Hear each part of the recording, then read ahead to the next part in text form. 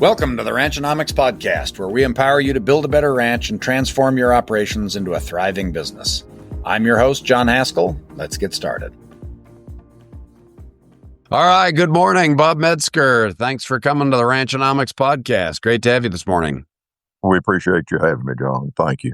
You bet. Today, I have invited Bob to talk about opportunity cost. This should be an interesting conversation. Bob has a long and storied history mastering technology, as we've just proven, as we've tried for 45 minutes to get our recording software to work here. Bob, would you give us a quick introduction to your professional career and your personal life? Out going to school at Oklahoma State University. I was an ag econ major. Went to work for investment firm A.G. Edwards, which at that time was the fifth largest brokerage firm in America. I was a vice president of investments with them. Stayed 30 years. They were bought out by Wells Fargo, who I might add is a bunch of idiots. And so as a result of that, I chose to retire and devote my time to ranching full time. I have a place in Hugo, Oklahoma, and I've also had the opportunity over the years to make a number of friends that I run cattle with kind of all over the United States. And it's been a wonderful experience the last few years. It has indeed. I would agree. And if you have never been to Southeast Oklahoma, it is a beautiful area. We are recording this on the 1st of July. You may choose another week of the year to go visit because I imagine it's hot and kind of sweaty down there. It is generally warm the first week of July in southeastern Oklahoma, and this is no exception, but it's not terribly so. We've had lots of moisture this year, and so a lot of grass. I'm very thankful for that. Yeah, we were just down there a couple weeks ago, down to visit beautiful Broken Bow, and came through Hugo, and it was wonderful. So let's talk about opportunity cost. I want to introduce a little more depth to this topic. We have a fair amount of conversation around it when we talk about, tying money up. And as you and I have talked over the years, you have really helped me understand that there's a lot more to it than just, the interest you could be earning on money that you invest. And so that's what I'd like to get into. When we talk about opportunity cost, I always talk about that within the context of the future. Once we are looking at the past, there is no such thing as opportunity cost. Once you've let the filly out of the barn, you can't put the genie back in the bottle. So we have to think about this when we are planning. I imagine it often as when you come to a fork in the road in terms of decisions, there is an opportunity to go either direction, a cost to go either direction. And over time, we sort of compare those costs to see which option is the better option. Is that a fair description, Bob? Anything you want to add to that? That's a fair description. Of course, one of my favorite quotes by Yogi Berra is that when you come to a fork in the road, take it. That's exactly right. And I literally drove by a place the other day where I came to a fork in the road and there was like an 8-foot tall fork. I should have taken a picture. And it was literally called the fork in the road. So it's some sort of art thing. Anyway, the place where we often talk about it again is if we're going to invest money, I'm going to go buy a cow and that cow is going to cost me $4,000. Well, what's the return I get from that cow if I buy the cow versus what's the return I get from that cow if I just go buy, let's say, some shares in the S&P 500 or any reasonable performance kind of mutual fund, or what if I just put it in a savings account and earned 4% interest? That 4% interest, for example, would be my opportunity cost. The proceeds from investing in the S&P 500 would be my opportunity cost as compared to buying the cow. Let's jump in and talk more about opportunity cost because you and I have started talking about the cost of decisions. And I really want to get into that in some detail. So do you want to talk a little about that? You brought up an example recently, John, of a young man that just had to have a pickup, just nothing to do but what he's going to buy this pickup, and it's a $70,000 pickup. You remember this conversation? Oh, yeah. And so we're assuming that everybody needs a vehicle, but then we have to question, does a 25-year-old need a $70,000 pickup? I mean, I guess if you're doing hot shot deliveries and things of that nature, maybe you do need that $70,000 pickup. You need something. And maybe for the hot shot driver, that $70,000 pickup provides a wonderful return. Absolutely, and it certainly could. But having said that, for most of us that are just out on the ranch, we don't need that. And I'm not sure that you can get even a 3/4 ton pickup anymore that amounts to anything for $70,000. The last pickup I bought was, I think, in 1999, and it was used at that point in time, F-350, and I've still got it. So I don't know much except they're very expensive. But I guess as an alternative to that $70,000, what is that going to cost me over time? Number one, we know it's going to be a depreciating asset. We know we're going to use it, but it's going to depreciate. It's not going to go up in value. It's not going to appreciate. Especially if it's used for the ranch, right? Absolutely. That same $70,000 at 10% over 20 years is going to be $470,000. At 30 years, it would be $1,221,000. 40 years, it'd be $3,168,000. And you say, well, now wait a minute though, where are you going to get 10%? Well, Standard Poor's over the last 49 years has done 11.92%. So if you want to use that as a benchmark over 40 years, that $70,000 pickup cost you $6,330,000. So chances are you better polish it up and look really good going down the road and impress all your neighbors. And if your ego's big enough that that's what it demands, well, more power to you, I guess. Yeah. Okay, now let's do the comparison there because I want to make sure we flesh that out all the way. That most likely, we're talking about the cost of the two alternate paths, right? You're at the fork in the road. Should I put $70,000 into a pickup or should I invest it in the Standard & Poor's? That's right. If I go 5 or I'll go 10 years down the road. Let's say that pickup is worth $15 or let's just say $10,000. Is that fair for a 10-year-old pickup? I would think, yes. And used on the ranch. So this is not some sort of highway queen. This is one we've been using every day. So now we've got $60,000. And if we divide that by our 10-year period, we have taken $70,000. We have 10 years later, we have $10,000, which means that we basically paid $6,000 a year to own that pickup. Is that fair? That's absolutely fair. Just to own it. Okay. And if in the meantime we put in 10 years, we put, let's say 150,000 miles on that pickup. That would be pretty minimal. Okay. So then we're talking, it costs us 40 cents a mile to own that pickup. That'd be another 6,000, wouldn't it? Yeah, it should kind of come back, right? But if we took the 60,000 and divide, which is the total cost of the loss in value of the pickup over that time, not including repairs, maintenance, tires, broken stuff, etc., that just divides 60,000 by 150,000. We come up with 40 cents a mile ownership cost. And then you would add to that the cost of repairs and maintenance. But Bob, I do need a pickup. You sure do. So what am I going to do realistically? Buy a $15,000, $20,000 pickup. Don't buy a $70,000 pickup. But it's going to break down. Cost of repairs are cheaper than cost of depreciation, generally. Well, and so that is a place where we can actually look at this, right? When we compare the depreciation to the repair cost, we can actually see places where it is possible that the repair cost is higher than the depreciation, right? So if my depreciation is $6,000 a year, that's a lot of money in repairs, right? It's a lot of money in repairs. Although less all the time, right? 70,000 doesn't go very far if you're buying a brand new pickup. That's right. Doesn't go that far at the local mechanic shop either. So those are two ways to look at that. What decision should I make? Is that fair? Absolutely fair.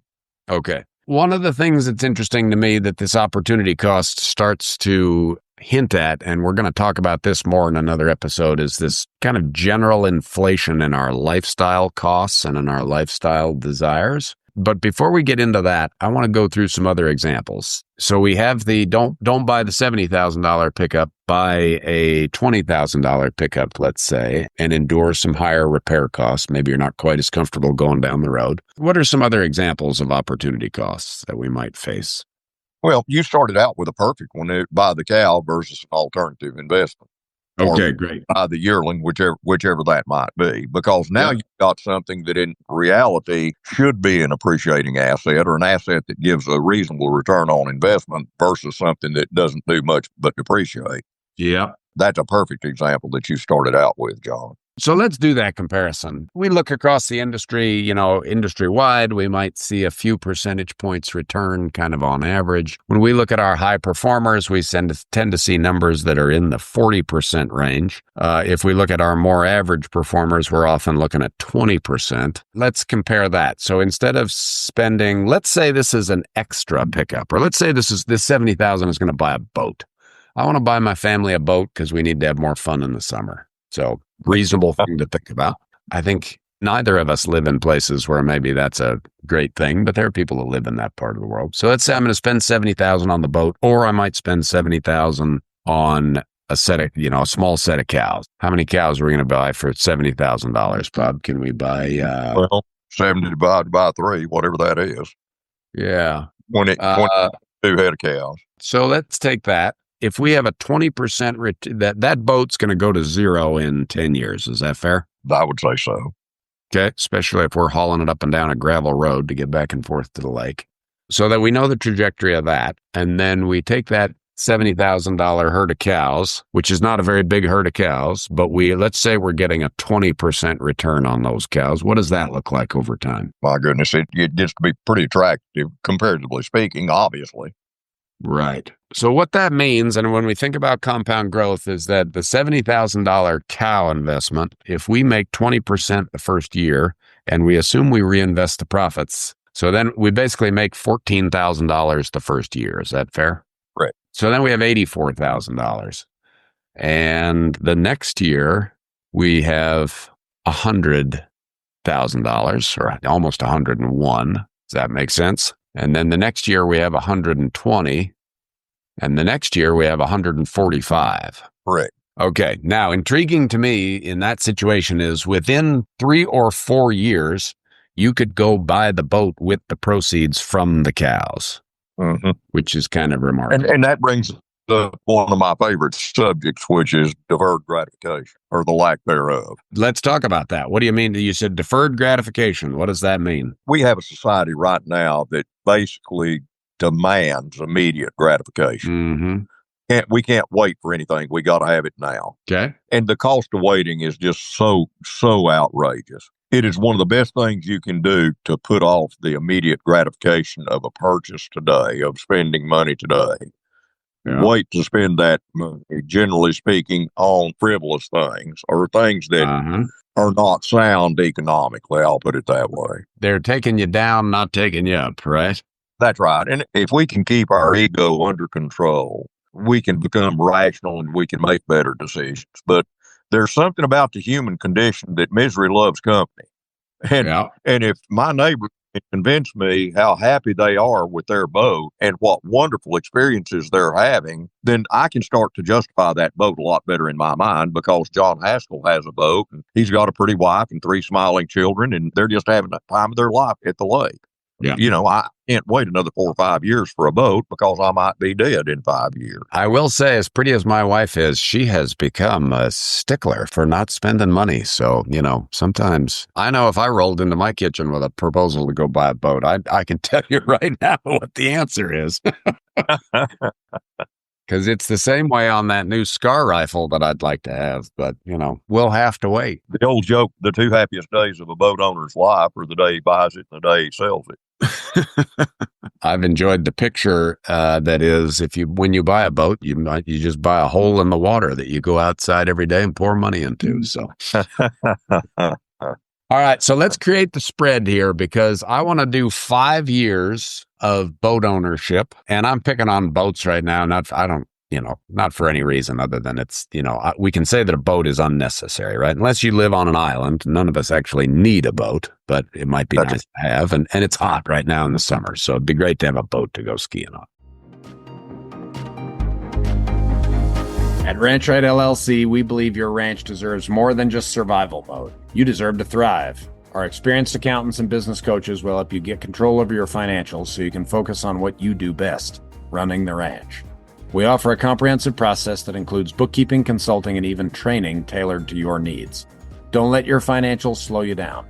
Visit ranchritellc.com to schedule your free consultation and let Ranchite take care of the numbers so you can take care of the rest of it. So we've owned our pickup.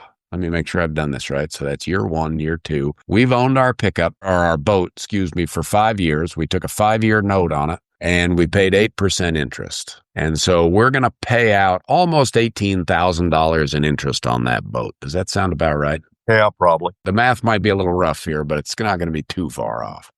And instead, in the same period of time, we have bought a set of cows, reinvested the profits, if you will, whether through retaining heifers, or through putting cash back in and going and buying more. And we now have about $175,000 in total value in our cow herd. So the spread there is actually the difference between the positive 175,000 and the negative 18,000. There's a difference of 193,000. Correct. So 5 years down the road, I have literally cost myself, by making that choice, I've cost myself $193,000. And that is the opportunity cost. Now, that $193,000 is spread over 5 years, so it's really only $40,000 a year. So, it's not that bad, but I don't know very many people that wouldn't say, oh, $40,000 this year, like that would help my situation. That would make my life a little better. And that's the contrast we want to make those decisions make sense. Is that fair? Yeah, absolutely is. Very good. Now, I want to switch over a minute. We've talked about financial things. Are there anything we want to add there before we switch over? Because I want to talk about time. Go ahead. Okay. As two people that are getting older, some of us have hair and some of us don't,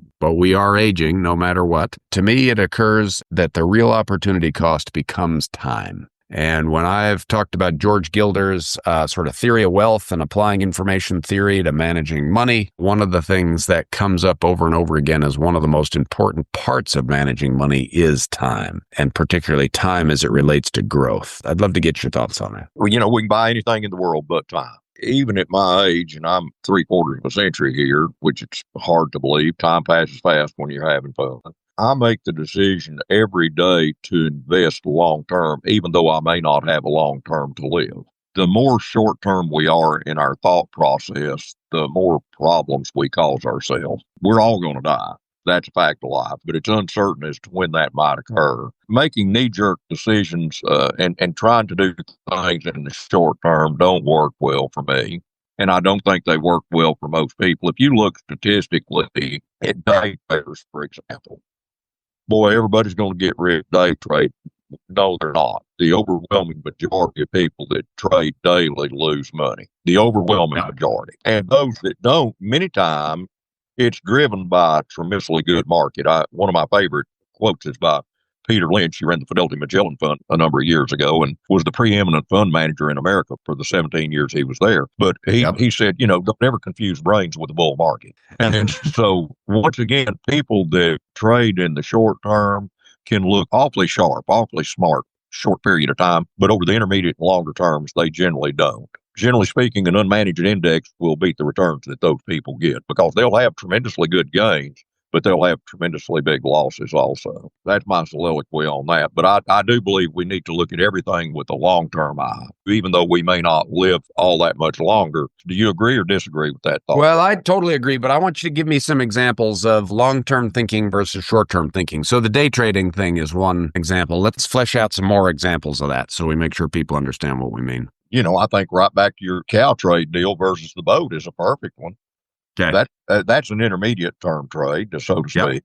But once again, it will cause you to be way ahead in the long term if you continue doing what you're doing. Yeah, and I think we have really tried to help people understand the power of that long term. And Michaela's pulled out some graphs here recently that she's been making, which are, showing, okay, if you continue along this path for 20 years, what does that look like? Most people are amazed. The results, frankly, are amazing. Nobody sort of does exactly the same thing or gets the same returns every year. It doesn't, even if you're invested in bonds, right? But over time, I think we tend to really underestimate the value of that long-term perspective. We overestimate what we can do in the short term, and we underestimate what we can do in the long term. And, as it relates, and I keep coming back to stocks because I've had so much experience there. The excuses that people make not to put their money there just astound me. The market's at an all-time high. Right. So what's your point? Well, the market's high. What's high? The Dow's at 42,000 or whatever it is today. I don't know. I'm old enough. I remember when the Dow hit 1,000 the first time. That was an all-time high.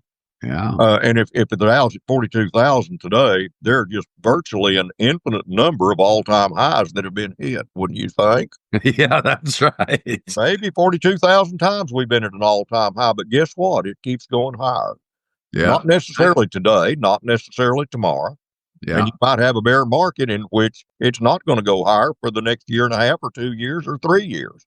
That's Yeah. happened before. Yeah. But guess what? Our friend Wally Olson will take advantage of that, and other people that are smart will take advantage of that. Yeah. He'll be pouring money in that thing left and right and saying, Yeah. boy, thank goodness for a bear market. I've been waiting for this for the last 5 years. Yeah. There were a lot of people screaming here just a few months ago when the market declined during all of the tariff talk. And guess what's happened since then?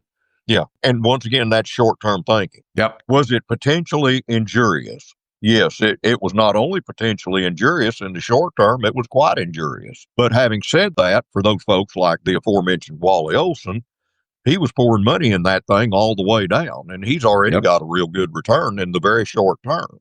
Now, that's not in it for the short term, but having said that, don't think short term. Think, where will we be 3 years, 4 years, 5 years down the road? And it's not going to matter a heck of a lot, more than likely, whether we got Donald Trump in there, or we have somebody from the Democratic Party in there. Actually, the market's performed a little better under Democrats than it has under Republicans. The market is the market. The system that we live under is more important than who's the president. Right. And I think that becomes very important over time. So the idea that whether you're investing in equities, whether you're investing in livestock, whether you're investing in real estate, the long-term view is that you are continuing with a measured pace of steady growth, steady investment. You are managing those resources to put them into places where they are going to continue to provide returns, right? That's exactly right. Okay. And it's not following a fad or chasing today's hot thing. That's a little different. To me, it also has this idea of you may choose to do multiple different things with different rates of return, but you are trying to use that money to your advantage and take advantage of the power of compounding, right? That's correct. And again, I just want to reaffirm the fact that we hear all kinds about how unfair America is and how you can't get ahead and things aren't affordable. And when you get right down to it, compound interest recognizes, is not a respecter of persons. Doesn't matter what race, color, or creed you are, compound interest works the same for everybody. It is a law. No doubt that that's correct. I think every generation we talk about, is it easier or harder to make it in today's world than it was 30, 40, 50 years ago? I think every young generation tends to think a couple of things. And this applied to you. It applies to me. You're a generation below me, John. And of course, now we've got 2 or 3 generations below me. I think they tend to think that their generation has got it harder than anyone else. Yeah. At the same time, they tend to think they're smarter than anyone else. And over time, that thought about being smarter than anyone else, I think, kind of wanes. But I don't believe it's any harder to make it today than it was in 1970, than it was in 1940. I want to come back to this point, but we're going to do that in a separate episode. Let's tie off this opportunity cost and time, because there are a few other quick things here about time that I want to make sure people understand. There's a wonderful quote about how time in the market is more valuable than timing the market. And honestly, there are lots of things that never look like a good investment that turn out to be wonderful over time, right? So as an investment advisor and somebody that's helped people do this sort of thing over time, you have seen a couple of examples, and I'd love you to re-describe. I think we've even had you describe this once on the podcast before, but I want to revisit it, which was a customer of yours who decided after Black Friday in the 80s to pull his money out of the market. And can we revisit that story real quickly? Yeah, this is in October 1987. The market had been on a pretty good run up. It had gotten extended on a price earnings basis, but it's been extended many times. But there were a number of other factors. And in one day, the market dropped over 20%. And this particular client, I had put in a mutual fund. It was a good mutual fund. Washington Mutual was the name of it, in the American family of fund. Nothing but blue chip stocks in it, very selective, and had a great history going back to 1952. And of course, this was 1987. So the guy had put in $100,000. It was a load fund. And so $97,500 went to work for him. And it was up somewhere maybe $102,000 or thereabouts in value. Market's down 20% in a day, and next thing you know, he's at $78,000. If you had to write that check, that would be painful, right? Absolutely. And so, rightfully so, this guy was concerned. He wasn't mad, but he was certainly very, very concerned. And he said, I just can't stand this. We got to get out. He said, I want to move it to the money market. Most mutual fund companies have all mutual fund companies have money markets that you can move money into if you don't want to be in equities or bonds. It's basically kind of like a checking account, right? It's a checking account that pays interest, however large that might be. And at that point in time, it was probably around 4%, 4.5% on the market. Anyhow, he said, well, don't you think that's the right thing to do? I said, I don't know. But I said, when we started this was going to be a long-term investment. It's going to be a 20, 25-year investment. And we've been in this thing, less than a year. A year is not long-term in my way of thinking, but I'll do whatever you want to do. He said, well, I can't stand it. Get me out. Move me in the money market. And when I feel better about the market, we'll put it back in. I said, so if we didn't know this was coming, and we didn't, what signals are you going to have that tell you it's time to get back in the market? He said, well, I don't know. I'll worry about that later. And so later came a lot later. He never went back in. I retired in 2009. That was 22 years later. He had never put his money back in. It was still sitting in that money market, and it was barely back to the 100,000 that he had put in, or the 97,000 net that he put in. Had he stayed, in spite of being down 22 or 23% there in one day, it would have been well over $400,000. You either have to believe or not believe. The idea that something that has worked consistently over way over 100 years is suddenly not going to work ever from now on is faulty logic, John. Yeah. So I just want to make sure that this is the point I wanted to get back to, that the 22 years staying out of the market cost him over $400,000. Is that fair? Well, it cost him over $300,000. Over 300. Oh, right. Because it was 400 total. He started with 100. Yeah. Okay. So $300,000 cost. Yeah. That is the opportunity cost that we're talking about. That is the value of time. And $100,000, turning it into $400,000. Now, again, we can argue if that's good performance, bad performance, whatever. Either way, sitting on your hands for that whole time because it wasn't the right time to reinvest is a very expensive choice. Yeah. And of course, he didn't have to write a check for that $300,000, but it came out of somebody's hide somewhere along the way, right? That's absolutely correct. Fantastic. All right, let's wrap this up about opportunity cost. I just want to make sure we have a full understanding of it. I do think people use this term and sometimes don't quite understand it. And when we talk about the cost of decisions, what we are talking about is the comparative, value of different decisions.